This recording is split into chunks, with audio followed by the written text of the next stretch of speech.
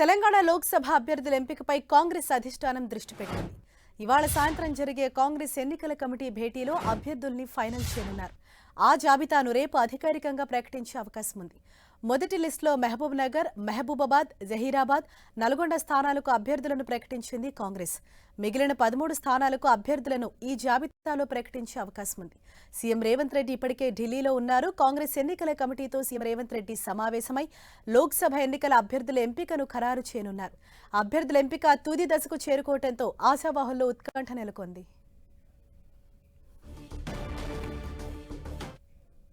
ఇదే విషయంపై మరింత సమాచారాన్ని మా ప్రతినిధి గోపీకృష్ణ మనకు అందిస్తారు. గోపి, ఏదైతే తెలంగాణలో పెండింగ్ ఉన్నాయో 13 లోక్సభ స్థానాలు, 13కి సంబంధించి లిస్ట్ ఫైనల్ అయ్యే అవకాశం ఉందా, లేకపోతే కొంతమంది పేర్లను ప్రకటిస్తారా? ఎప్పటి వరకు రిలీజ్ చేసే అవకాశం ఉంది?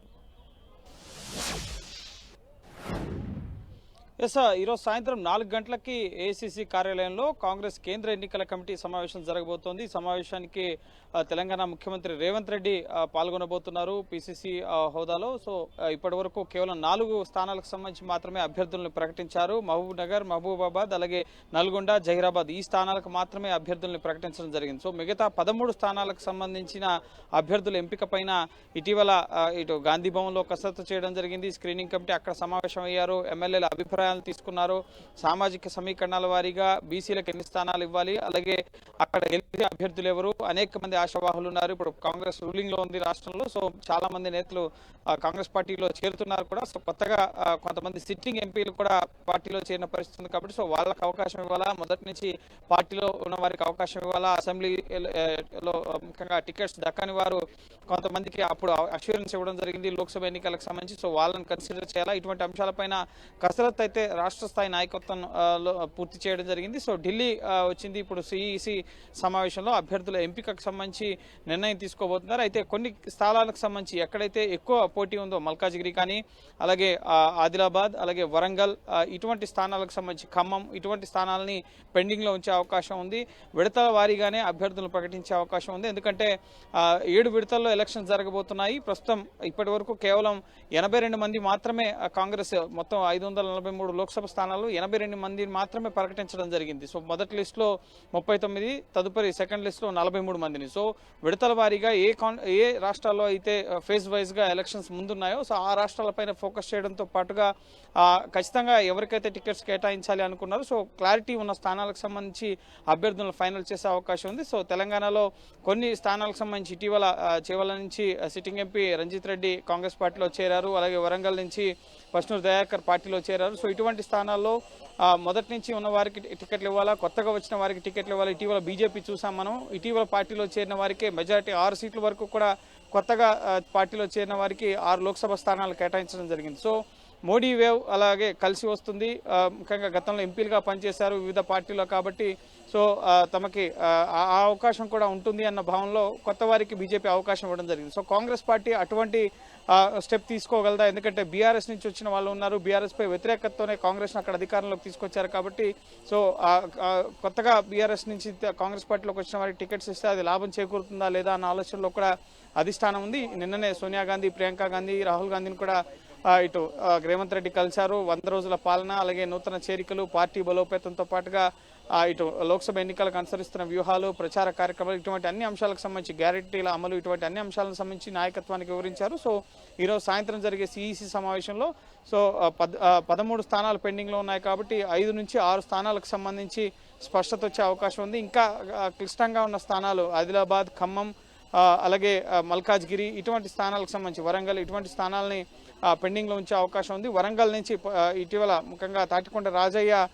ఆ టికెట్ని ఆశిస్తున్న పరిస్థితి ఉంది వరంగల్ స్థానానికి సంబంధించి. సో అక్కడ మాదిగల సామాజిక వర్గానికి సంబంధించిన నేతలంతా కూడా బీఆర్ఎస్కి దూరం అయిపోయిన పరిస్థితి. సో గతంలో కాంగ్రెస్ పార్టీలోనే తాటికొండ రాజయ్య గతంలో ఆయన రాజకీయ కెరీర్ అక్కడి నుంచే ప్రారంభమైంది కాబట్టి సో అక్కడి నుంచి ఆయన టికెట్ ఆశిస్తున్నారు. సో అక్కడి నుంచి చాలా పోటీ ఉంది పాత వారికి ఇవ్వాలని చెప్పి. సో ఖచ్చితంగా ఇప్పటికే ఖర్గేని, అలాగే డీకే శివకుమార్ని, రేవంత్ రెడ్డిని వీళ్ళందరినీ కూడా తాటికొండ రాజయ్య కలుస్తున్నారు కాబట్టి సో ఆయనకు అవకాశం కల్పిస్తారా, కొత్త వారికి ఇస్తారా? అలాగే ఆదిలాబాద్ నుంచి నరేష్ జాదవ్, గతంలో ఆయనకి బోత్ అసెంబ్లీ ఆశించారు కానీ అక్కడ ఆయనకి టికెట్ దక్కలేదు. సో అప్పుడు కేసీ వేణుగోపాల్ లిఖితపూర్వకంగా ఒక అష్యూరెన్స్ ఇచ్చారు.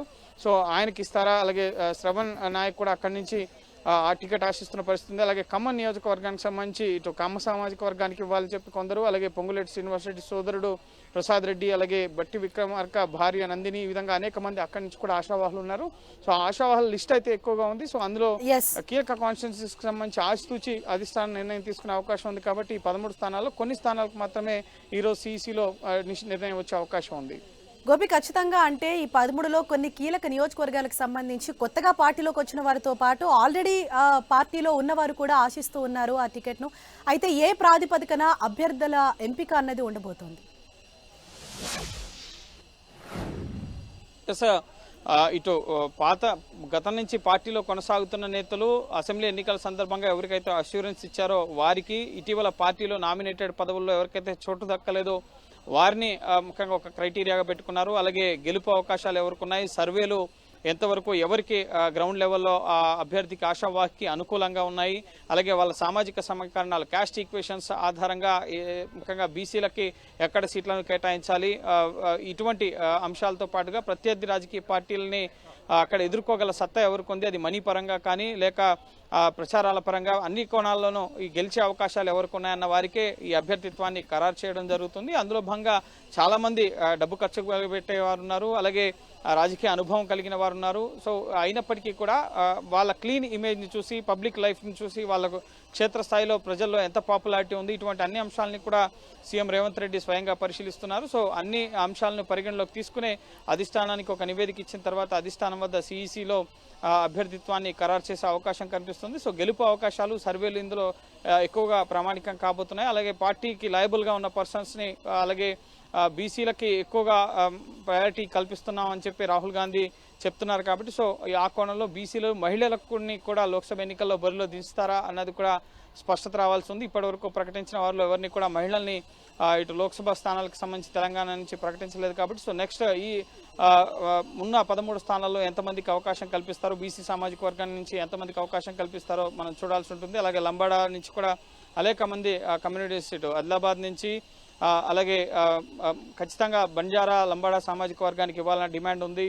సో ఖచ్చితంగా ఈ అంశాలన్నింటినీ కూడా సామాజిక సమీకరణాలు, గెలుపు అవకాశాలతో పాటుగా మొదటి నుంచి పార్టీకి లయబుల్గా ఉన్నవారు, ఇటీవల పార్టీలో చేరిన వారు కూడా, ఎందుకంటే వాళ్ళకున్న చరిష్మా, ఇటీవల సిట్టింగ్ స్థానం బీఆర్ఎస్లో ఉన్నప్పటికీ కూడా వాళ్ళ పార్టీకి రాజీనామా చేసి ఇటు వచ్చారు. కాబట్టి వాళ్ళ క్యాడర్ని, ఆ నేతల్ని కూడా పార్టీలోకి తీసుకొస్తున్న పరిస్థితి, పార్టీ బలోపేతానికి వారి వంతు పాత్ర పోషిస్తున్నారు. కాబట్టి సో కొత్తగా చేరిన వారికి కూడా కన్సిడర్ చేసే అవకాశం ఉన్నట్లుగా తెలుస్తోంది.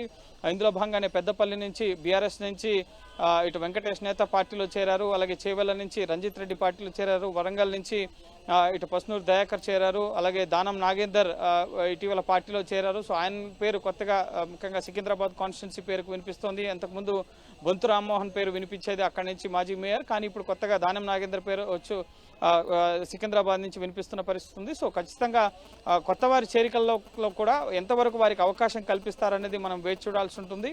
అలాగే క్యాస్ట్ ఈక్వెషన్స్ పరంగా కూడా సామాజిక న్యాయం ఏదైతే న్యాయయాత్ర చేస్తున్నారో రాహుల్ గాంధీ, తమకు న్యాయం చేయాలని చెప్పి కూడా బీసీ నేతలు డిమాండ్ చేస్తున్న పరిస్థితి. విహెచ్ ఖమ్మం సీట్ను ఆశిస్తున్నారు, నాకు పార్టీలో న్యాయం కావాలని చెప్పి ఆయన డిమాండ్ చేస్తున్న పరిస్థితి ఉంది. ఖచ్చితంగా ఖమ్మం గతంలో నాకు ఇస్తా అన్నారు, ఖమ్మం కోసం 7 సంవత్సరాలుగా నేను పనిచేస్తున్నాను అక్కడ క్షేత్రస్థాయిలో.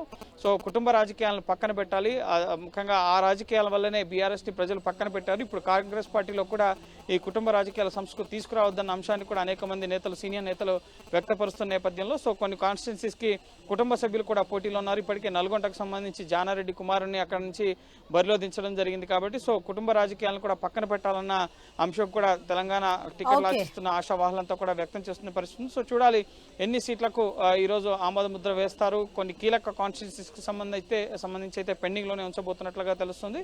ఈ రోజు రాత్రి సిఈసి సమావేశం ముగిసిన తర్వాత రేపు లేదా ఎల్లుండు అభ్యర్థుల జాబితా వచ్చే అవకాశం ఉంది, లేదా ఈ రోజే అభ్యర్థుల జాబితాను ప్రకటించే అవకాశం కూడా ఉంది. ఎందుకంటే నామినేషన్ల దాఖలకు సంబంధించిన గడువు దగ్గరకు వస్తుంది ఇటు ఫస్ట్ 4 పేసెస్కి సంబంధించి. కాబట్టి సో త్వరితగతిన అభ్యర్థుల్ని ప్రకటిస్తే ప్రచార కార్యక్రమాల్లోకి వెళ్ళడానికి అవకాశం ఉంటుంది, ప్రజల్లోకి వెళ్ళడానికి అవకాశం ఉంటుందన్న భావనలో కూడా త్వరగా కూడా అభ్యర్థులను డిసైడ్ చేసే అవకాశం కనిపిస్తోంది. Right, thank you Gopi.